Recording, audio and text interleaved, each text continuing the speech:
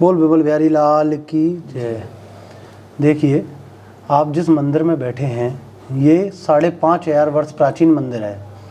भगवान कृष्ण ने यहाँ एक बहुत ही अद्भुत लीला की है। एक सिंधु देश चंपक नगरी के राजा थे विमल, जिनकी 16,100 बेटियां थीं और 6,000 रानियां थीं।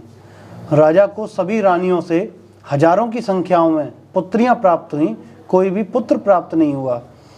अपने गुरु याज्ञवल्क्य जी की कृपा से, उनके आशीर्वाद से और उनके कहने से राजा ने अपनी सभी कन्याओं को भगवान श्री कृष्ण के अर्पण कर दिया।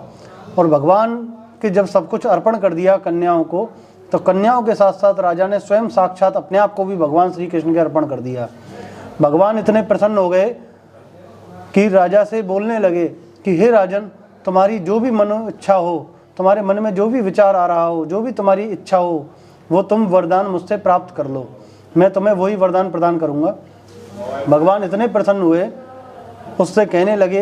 तो राजा ने कहा कि प्रभु, आप मुझ पर प्रसन्न हो और वरदान मांगने की कह रहे हो, तो आप मुझे एक भक्ति प्रदान करिए। मैं आपके श्री चरणों की भक्ति करना चाहता हूँ और इस भवसागर से मेरी मुक्ति प्रदान मुझे कर दीजिए। मैं इस भवसागर मृत्यु लोक में दोबारा जन्म नहीं लेना चाहता।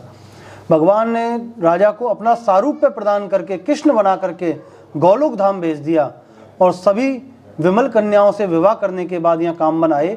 यहाँ की शोभा देख करके भगवान कृष्ण ने यहाँ महाराज किया है। 16,100 विमल कन्या और 16,100 कृष्ण हो गए। नृत्य गायन चलता रहा महाराज में। इतना आनंद आया कि कन्याएं भाव में आकर के उनकी नेत्रों से अश्रुधारा बहने लगी।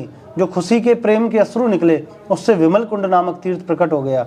तो ये आप देख रहे हो, लेफ्ट साइड में तो राजा विमल विराजित हैं और राइट साइड में बांके बिहारी विराजित हैं और बीच में 16,100 कन्या राधा के रूप में यहाँ विराजित हैं। बोल विमल बिहारी लाल की जय।